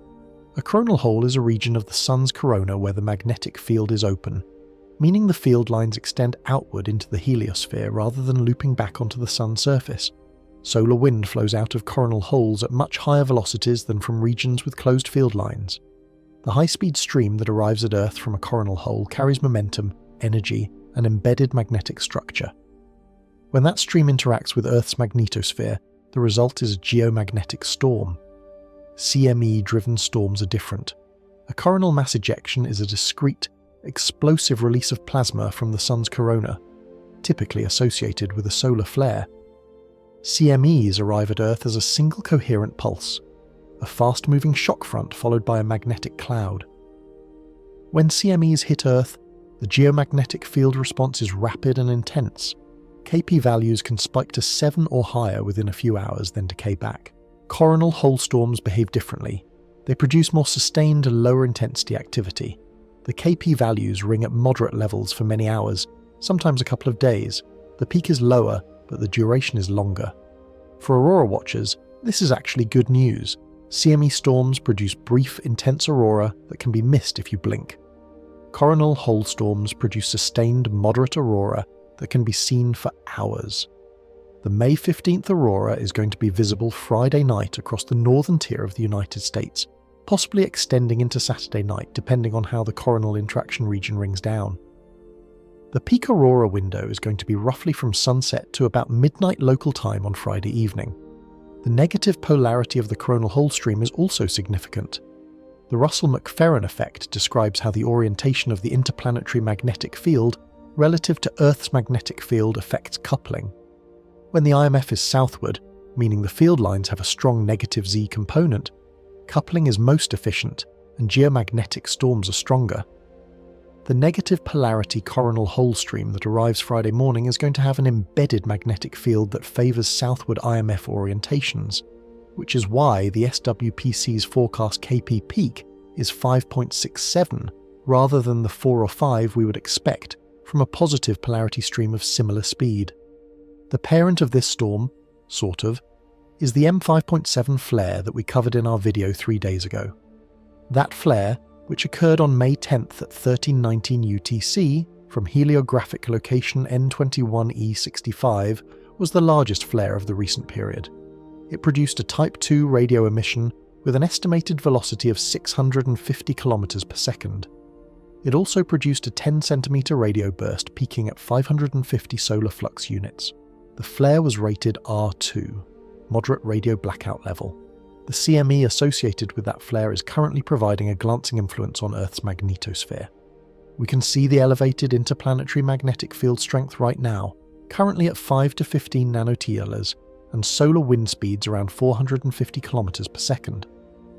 But the May 15th G2 storm is driven by a separate mechanism, the coronal hole stream, not the May 10th CME. The CME is providing some elevated background, but the main event is the coronal hole arrival. This is an important distinction because it changes how the storm will evolve. The CME signature would be a single sharp event followed by recovery. The coronal hole signature is a sustained multi-hour storm with potential for follow-on activity if the stream remains geo-effective. The active solar regions on the visible disk right now are also notable. Region 4432, the producer of the May 10th M5.7, has rotated to the western limb. Its current position is N4 98, area approximately 650 millionths, magnetic class BG, 10 sunspots. Its flare probability today is essentially zero because it is now behind the limb, but before it left the visible side it was a serious active region, the kind of complex that could have produced an X-class flare with the right magnetic instability. Region 4436 is the most active region on the disk now, located at N18E13, magnetic class B, with 9 spots and a dimagnetic configuration. Its flare probability for today is 60% for C-class, 20% for M-class, and 5% for X-class. That 5% X-class probability is not high, but it is non-zero, and any X-class flare from a region near disk center would produce an Earth-directed CME that could supplement the coronal hole storm we're already expecting. Solar cycle 25 is now in the declining phase. The cycle peaked in late 2024 and is gradually winding down, but the decline has been slower than the official predictions, and solar cycle 25 has consistently overperformed expectations throughout its lifetime. The Macintosh, Lehman, and Dick Petty Terminator concept, which we covered in our video from May 10th a few days ago, argues that solar cycle 25's peak may have been delayed by approximately a year due to the late completion of solar cycle 24's polar magnetic field reversal. The implication for the current period is that solar cycle 25 will continue producing meaningful solar activity through 2026 and into 2027, even as the cycle declines. The conspiracy angle that often arises around geomagnetic storms is the HARP question. The idea that the High-Frequency Active Auroral Research Program facility in Alaska is responsible for some or all of the auroras we see. The basic physics falsifies this. HARP's maximum continuous power output is approximately 3.6 megawatts. The kinetic energy of a typical geomagnetic substorm is on the order of 10 to the 25th joules. The ratio is approximately 10 quadrillion to 1. There is no way for HARP to produce auroras at a continental scale. The auroras we see during geomagnetic storms are produced by the interaction between the solar wind, the magnetosphere, and the upper atmosphere, physics that has been characterized in textbooks since the 1920s. What is true is that HARP can produce small-scale, controlled experiments in ionospheric modification.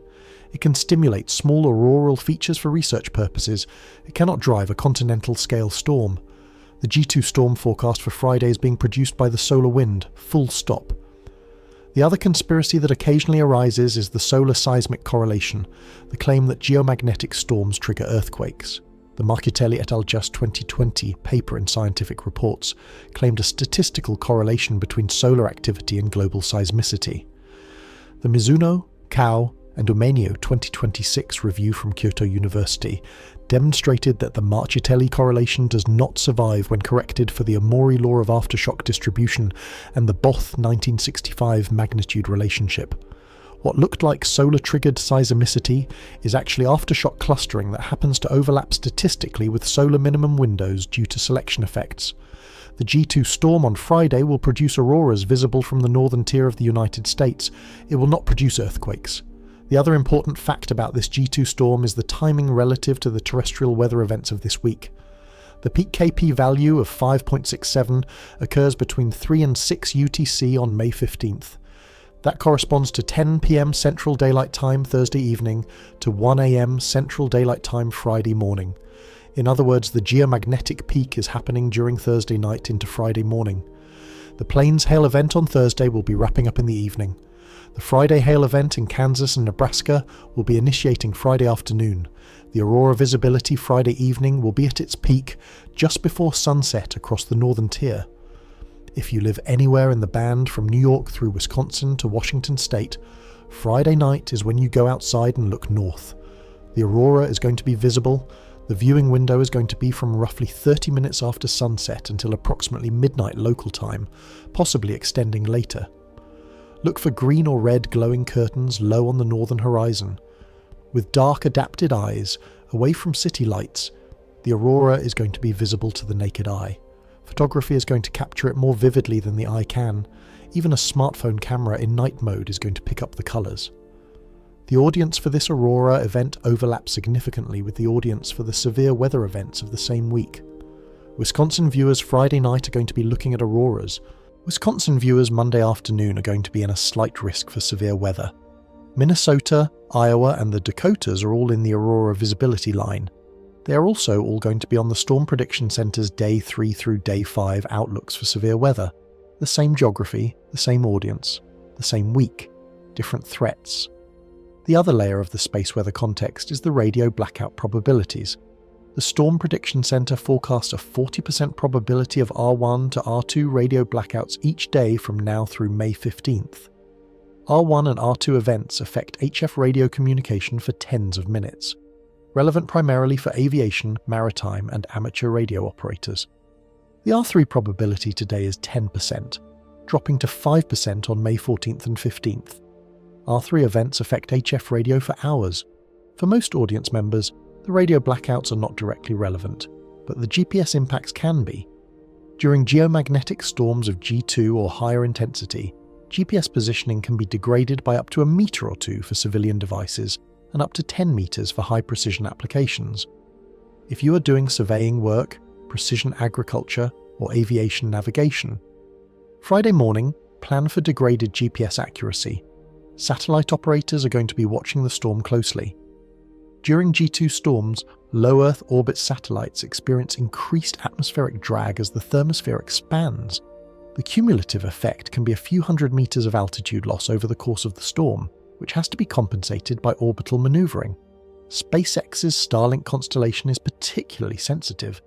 We covered the February 2022 event in our video back in March, when 38 of 49 newly deployed Starlink satellites were lost due to a G2 storm increasing atmospheric drag during their initial deployment phase.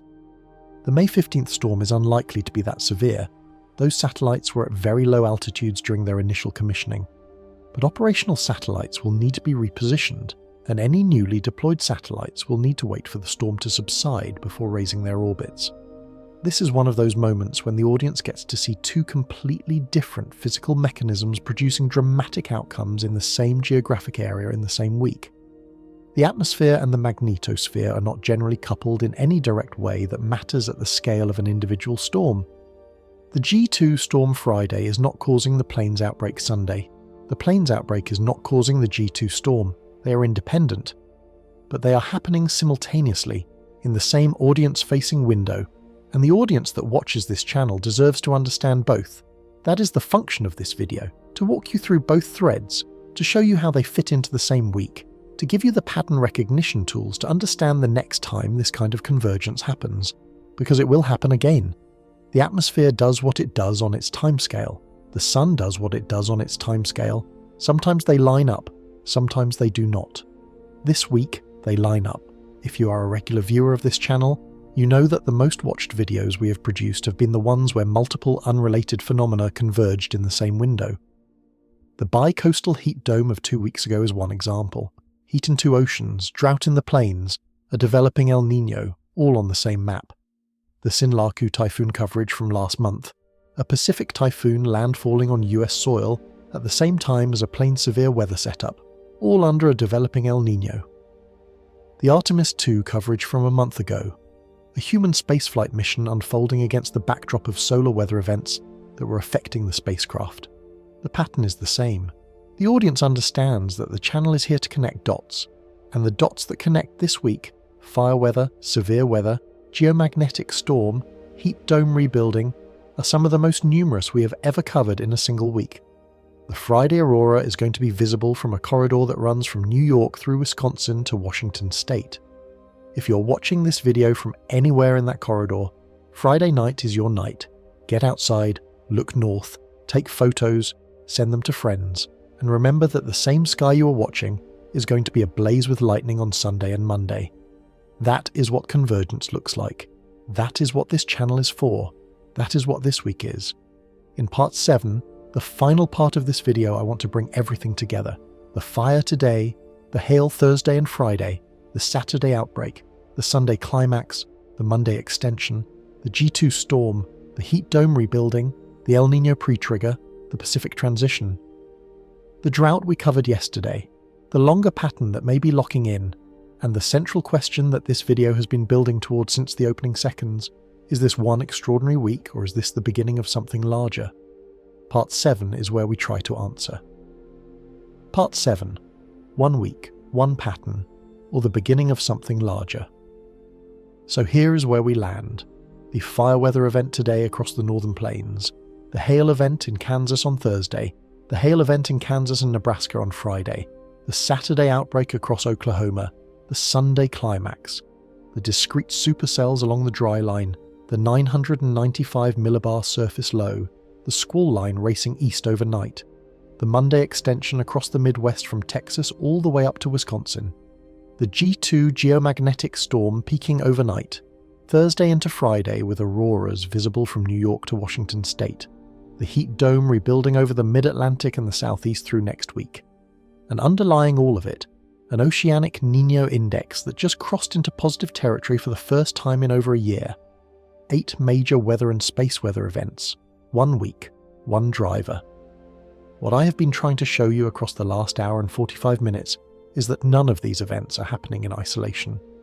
They are all manifestations of the same Rossby wave reorganization. The atmosphere phase shifted, the Pacific is in transition, the sun is in the declining phase of its cycle, but still producing meaningful activity, and the audience watching this video is being given, simultaneously, a fire weather alert in Montana, a hail forecast in Kansas, a tornado watch in Oklahoma, an aurora notification in Wisconsin, a heat advisory in North Carolina, and a glimpse of the longer climate signal that connects all of it. I want to spend the closing part of this video on the question that has been hanging over every part. Is this 1 week, or is this the beginning of something larger? Here is the operational forecast answer. The European model's extended ensemble forecasts show continued severe weather risk across the plains through the end of May. The Storm Prediction Center's experimental Day 8 outlook has been hinting at continued elevated risk into the 3rd and 4th weeks of May. The European model's monthly forecast for early June continues to show the Western Trough, Eastern Ridge configuration as the dominant pattern. The Hanitalos 2021 paper demonstrated that low phase speed wave packets can persist for 1 to 3 weeks before phase shifting, which means the new configuration that just locked in could persist into early June before reorganizing again. The climate answer is more complicated. The Oceanic Niña Index just crossed into positive territory. The NOAA Climate Prediction Center's May 2026 outlook gives 61% probability of El Niño in the May-June-July period, meaning a coin flip favoring El Niño development. The CFS V2 May first plume shows December 2026. Niño 3.4 anomalies at plus 2.9 degrees Celsius, with upper bound members exceeding plus 3 degrees. The European Centre for Medium Range Weather forecasts sees 5. May 1st plume shows similar, a developing Super El Niño for the 2026-2027 winter. The International Research Institute's April 2026 quick look gives 64 to 88 to 94% probabilities of El Niño in successive overlapping 3-month seasons starting in May. These are not subtle signals. The Pacific is transitioning out of La Niña. The transition is being described by the World Meteorological Organization as particularly rapid, and the implications for North American weather over the next 12 to 18 months are significant. What an El Niño event of this magnitude does to North American weather is well characterized. The polar jet stream becomes weaker, the subtropical jet stream becomes stronger. Plains severe weather tends to be enhanced in the cool season of the El Niño year, meaning fall 2026 and winter 2027 could feature continued elevated tornado activity. The southeast tends to be wetter, the Pacific Northwest tends to be drier, the Atlantic hurricane season tends to be suppressed by increased wind shear, which is why the Colorado State University outlook for the 2026 Atlantic hurricane season is below average. The Pacific hurricane season tends to be more active. The American Southwest tends to see relief from drought through the winter rainfall pattern, though the Williams 2022 mega-drought signal suggests that the relief may be partial rather than complete.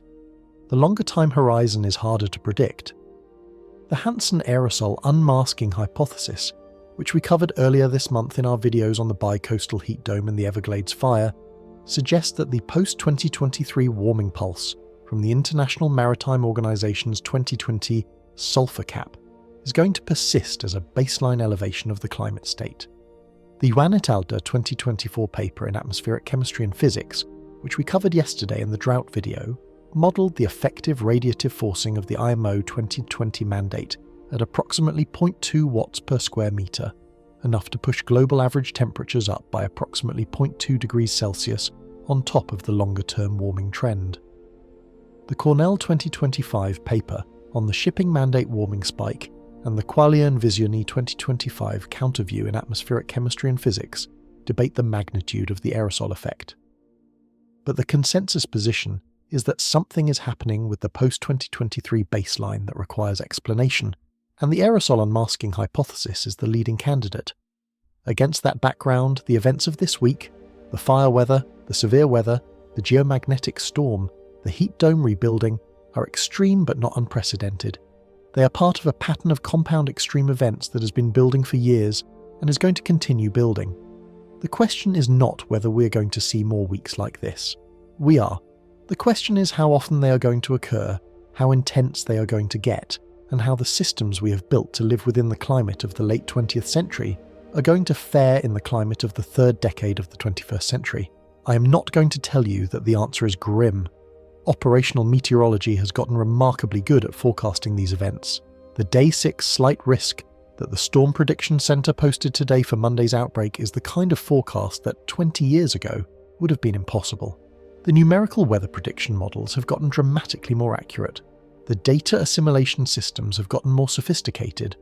The forecaster training has improved. The dissemination systems for warnings have gotten faster.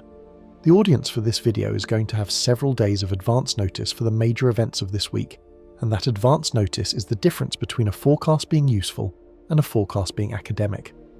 What I am going to tell you is that the kind of pattern recognition you've been doing for the last hour and 45 minutes, connecting the fire weather to the severe weather, to the geomagnetic storm, to the heat dome, to the El Niño pre-trigger, is the kind of pattern recognition that is going to matter more, not less, over the next decade.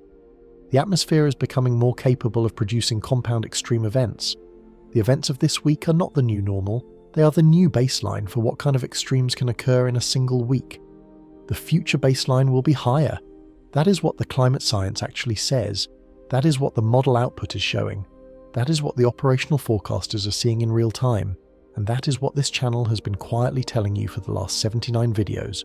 Not with alarm, not with sensationalism, but with the steady accumulation of evidence that the atmosphere is doing things it would not have done 30 years ago, and is going to keep doing them with increasing frequency.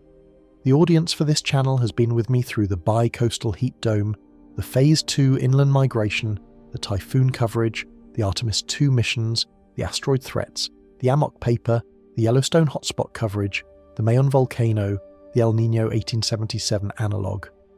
Through all of it, the underlying narrative has been the same. The atmosphere is reorganizing on a timescale that none of us have lived through before, and the audience that has been watching this channel is, by virtue of paying attention, ahead of the curve on understanding what is happening. This week is an extreme version of the pattern, not unprecedented, not impossible, just larger than most weeks. The fire weather alone would be a story. The severe weather outbreak alone would be a story. The geomagnetic storm alone would be a story. The heat dome rebuilding alone would be a story. The Oni cross alone would be a story. The combination of all of them in the same week is what makes this a deep dive video and not a one-line update. So let me close where I began. The trough that produced today's 75-mile-per-hour wind gusts in the crazy mountains of Montana is the same trough that is going to produce Sunday's tornado outbreak in Oklahoma. The wind today, the hail Thursday, the supercells Friday, the outbreak Saturday, the climax Sunday, the extension Monday, they are one event. They are one Rossby wave phase shift. They are one atmosphere doing what it does in a configuration that has been building for weeks and is finally fully expressing itself this week. And the next time you see a Day 6 slight risk on the Storm Prediction Center's Outlook map, you're going to know what it means. The next time you see a coronal hole arrival forecast at SWPC, you're going to know what it implies.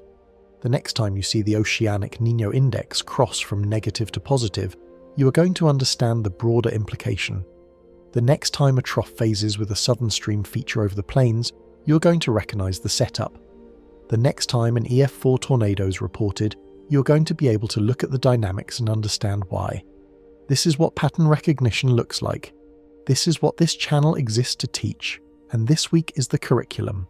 Stay safe, stay aware, stay weather ready.